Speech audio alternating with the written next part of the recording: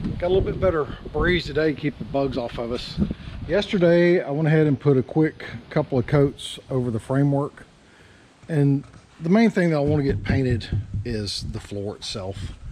If the studs and everything are painted, that's great. For the rafters, we'll be using these hurricane clips, and as you can see, when you go to the store to get these, like whenever I went, they were all mixed up together, but they are individual sides. So make sure that you're getting what you want, because otherwise you come home with 3 of these and 1 of these and you can't put all your rafters on.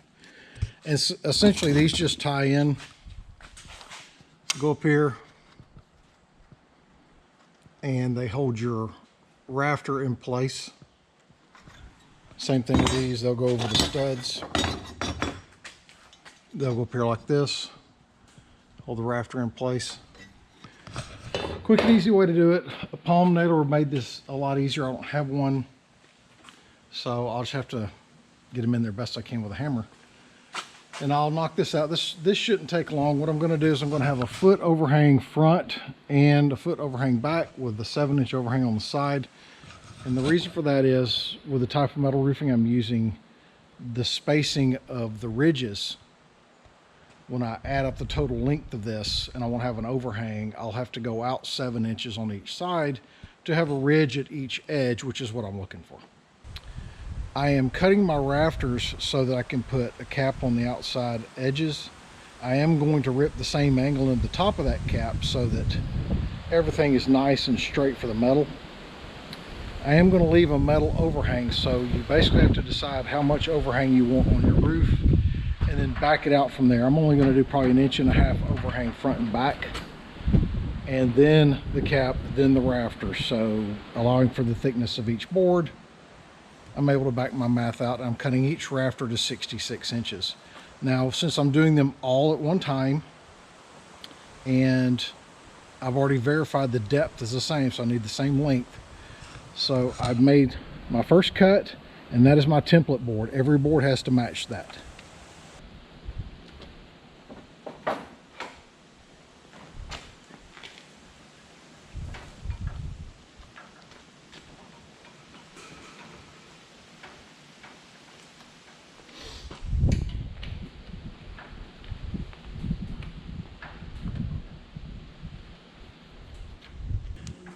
These are the outside clips. These are designed to fit like this. You don't want them reversed. You want, from the outside, you shouldn't be able to see this thing except for, you know, where it comes in the corner here, unless of course you trim that out. But it should sit like this, and the other side obviously will be reversed. That's why there's one for each side, so whenever you get to, make sure you get the right one. And I like to bump it up to where my nails are about halfway. The center of the board kind of splits the 2 nail holes there, and that'll give you a good support.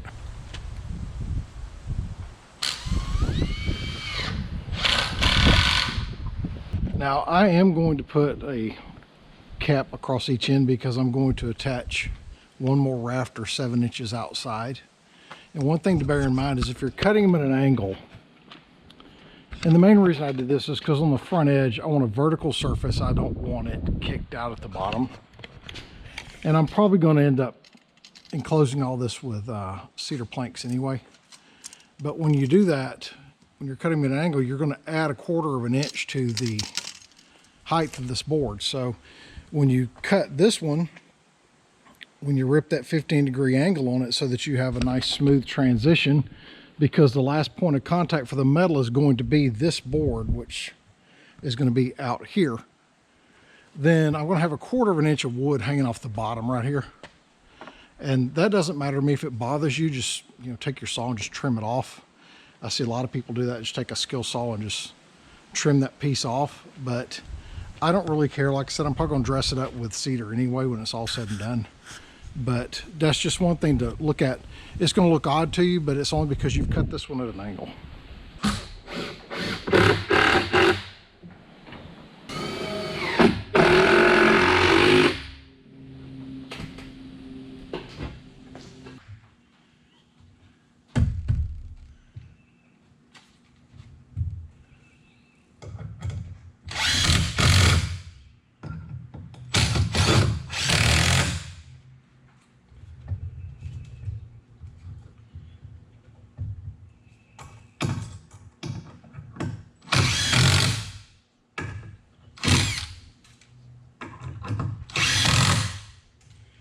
All right, the cross bracing in for the siding on the front. I am once again using pocket screws this time because I want to alternate. As you can see, I'm alternating the pattern of the hole so that the screws aren't crossing each other. We got to do the back and then this side. All right, got that side done, got the front done. On the back side, I am going to come down just a little bit. I marked them at the halfway point on the other side. Over here, I'll probably find the center line, which is going to be probably about 18 instead of 24. So I'll move these down a little bit just to kind of space it out. I really need, since I'm going to have roofing coming here, I need that board to sit somewhere right in this area here, so that the bottom of the siding can be attached just above it. And then I'm going to put another strip of trim across the top once I get the metal in. If you're using T111 siding or plywood or something like that, these strips are not necessary because you're just going to attach to the studs in top and bottom. I'm doing true board and batten, so I have to have these. A lot of people doing board and batten on a house will simply do one piece of 1x4 all the way across. Sometimes they use 2x4s. Most of the time they're using 1x's. The issue with that is I would have nails sticking into the coop, which I'd either have to cut off, which would not leave me a lot of nail left holding into a board, or I would have to cover them up. So it's easier just to use 2x's in the beginning, block them in between the studs. That way I don't have to worry about it. I can go ahead and put my nails in with a nail gun and not have to trim anything off from the inside.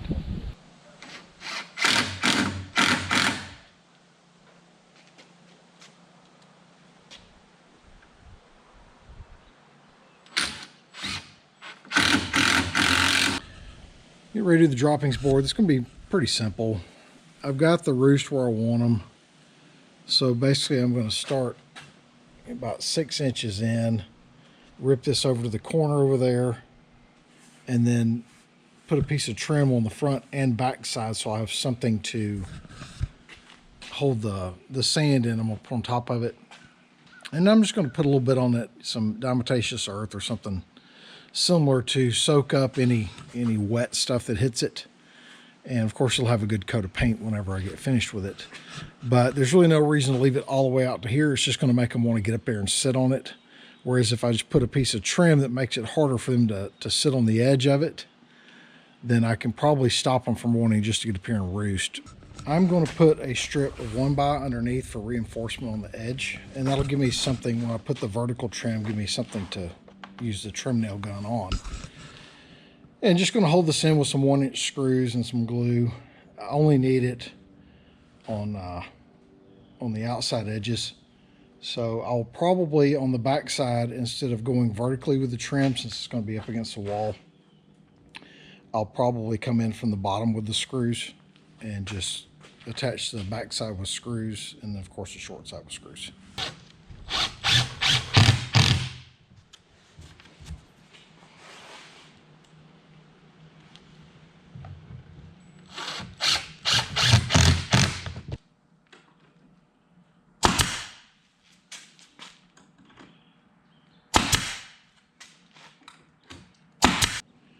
That's pretty much it for the droppings board. It's kind of easy.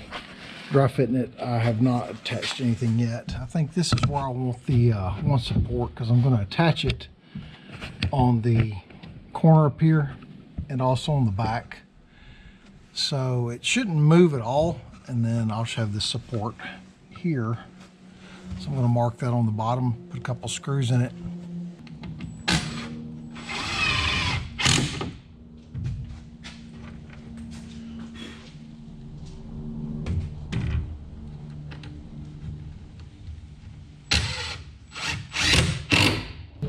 Everything is done except for framing the windows, building the door, and of course the siding.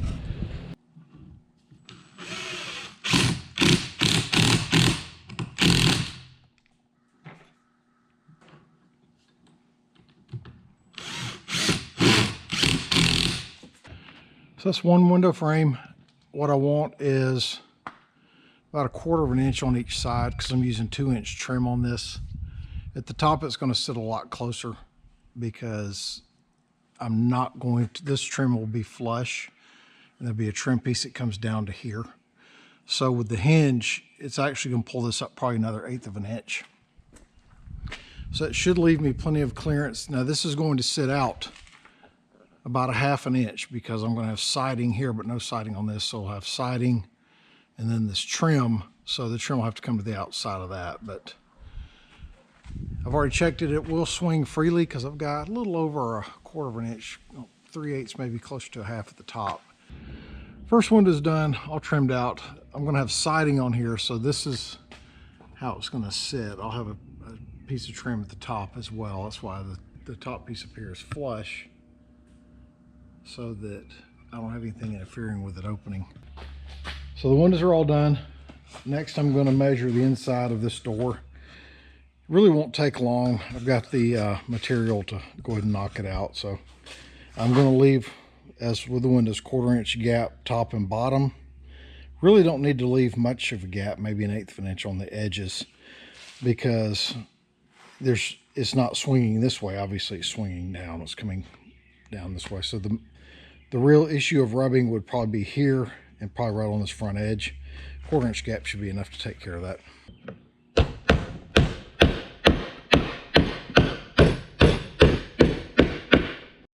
Well, I used a finish board on the outside of the frame, and I'm using ring shank nails to hold that in. I want it to be as smooth as possible, and put trim over the top. It's going to be the reverse of the windows. The bottom trim on the door is going to be flush. There's going to be a piece of trim down here, trim here. They'll be flush with each other. This trim is going to come out about 1/2 inch or so, because out here on the outside edge, I'm going to have the siding, which is 3/4 of an inch thick. So the trim out here will be bumped out, leaving us a gap here. There will be no trim across the top here, because that's where this trim piece is going to catch. Okay, I don't think the lighting is great. It's almost time to pull this thing out, put siding and roof on it. But that's what the door finish will look like. I'll put a couple of battens in the middle. But I have a 7/8 of an inch overhang on this trim, a little bit more on the top, and I measured off. What that allows me to do is put the siding on, trim the siding, and then have the trim for this edge come out to cover, which will be a matching piece.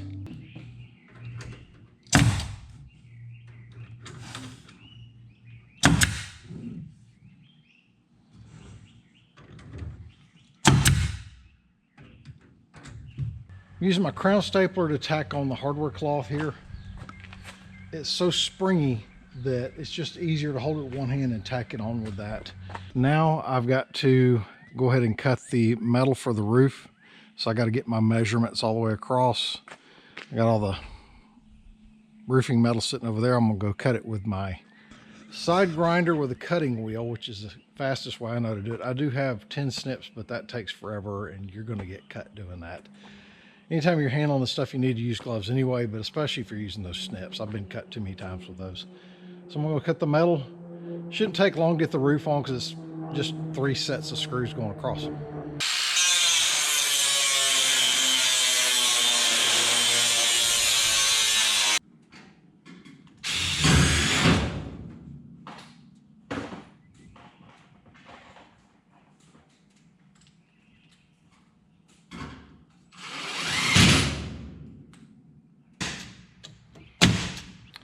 All right, got all the board on. I'm going to run trim pieces on the outside corners of the main box, trim around the bottom of the roof line, and of course I am going to enclose this so that basically it covers all these openings, because there's no good way to seal this thing up without a soffit. Knocking out the soffits here in the front, what I'm going to use is I'm going to put a couple of these vent covers out here. So I'll trim this out, but rather than putting a soffit board and then basically cutting the entire thing out, I'm going to put hardware cloth in between these two and have 2 of these, and then a piece of trim below, piece of trim on the outside.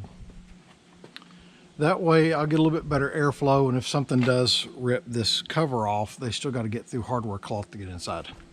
Well, I had to do most of the trim work off camera, trying to hurry because it's been raining on me. and we got some heavy rain moving in here in a couple hours. I've got to get some fascia boards to go around the top. Went ahead and trimmed it out. I hit a stopping point when the hose to my compressor suddenly split and left me using trim nails with a hammer to do the rest of it. I've got to get the batten boards on, paint the windows, plexiglass on the back side. I've got one board left to put on the main door itself, and then I'll be able to hang it once everything is painted. So I'm really close to being finished, but as usual, life gets in the way. I've got to go get these animals in before this heavy weather gets here. And then I do have to go get a few more boards to do the fascia, but then I'm done. So try to hurry back and get that done quick as I can. Had to move all the tools inside, do all my cutting inside this building, because we keep getting heavy rain showers. But all the fascia boards are on, soffits are done. It's simply a matter now of I gotta repair my air compressor hose where I can put the battens on, finish this door, then paint everything and hang the windows.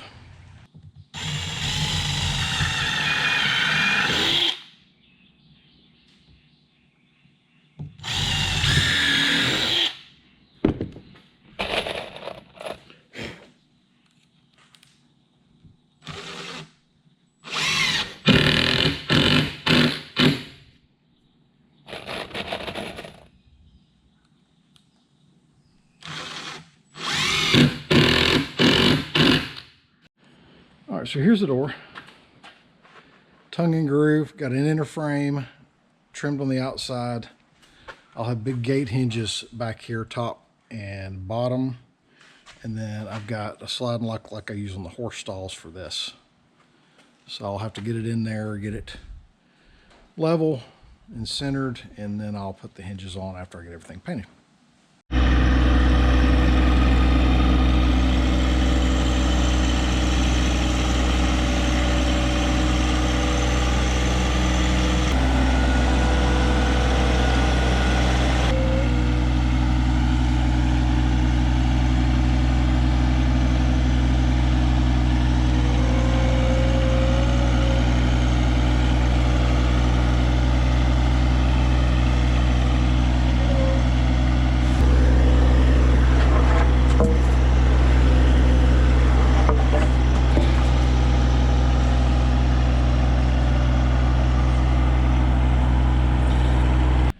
I got the roofing on the nesting boxes, and I put this up here for a drip edge. And basically what I'm going to do is I'm going to tape off a line here, and underneath here I'm going to use the Flex Seal rubber spray, and I can just pull the tape. I'll have a nice clean line. You can do a lot of things. You can actually buy drip edge to go under this, but I didn't want it to be sticking out into the nesting box, because on the back side it's a little bit longer than what I have at the top there. So it would have put a metal edge inside, and I didn't really want to do that. But I'll caulk the top of this, paint it all really well, and that will give me, if I have rain coming in, driving rain, which would have to get underneath the roof, it'll just give me a lip to drop it back out onto the metal, and all this under here will be sealed up with rubber spray. Battens are up on 3 sides. Whenever you're measuring the angled pieces, it's a lot easier to bring your tape up to the 1-inch mark so that you don't accidentally measure off to the side. And then measure your seam to the bottom, add that inch, and then make sure you're measuring in the middle of the board. It'll come out right every time doing that. This is taking a little bit longer because I am ripping down some old treated stuff that I had. But the only thing left to do now is the front, which I think is 9 battens, and then we will get started painting.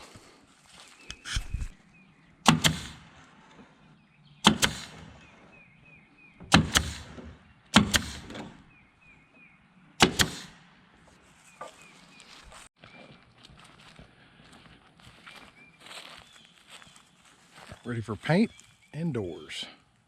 All right, well, we got the outside painted. A little bit of a pain, just a brush and a small roller, but looking pretty good. Got a couple of gaps I want to caulk, and then we got to put the vent covers on, hang the windows, and hang the back door.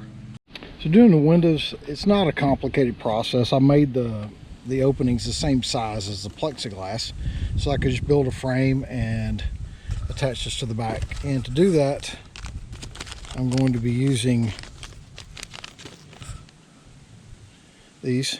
It's number 7 by 1 inch panhead screws, because I want a flat surface up against this plexiglass. If you're using something that's like a wood screw, it's simply going to crack the glass as you tighten it, because it's going to start to expand in there.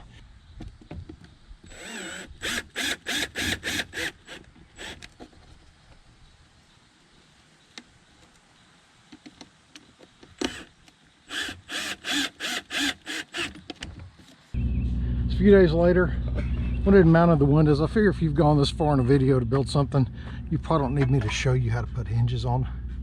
Not much to it. In the front, I put rings up so I could hold the windows open with the latches. And like I said earlier, if something's going to break in here, it's still got to break through. Hardware cloth for this, hardware cloth there to get in. I do need to finish painting inside the run, but we went ahead and got the chickens moved in. They're pretty happy about it.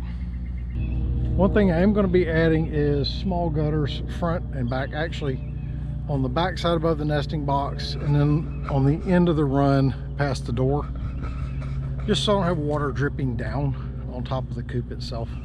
We had a heavy rain last night. I didn't get any water inside. I'm pretty happy about that. But that's the finished product. Not, like I said, not tough to build.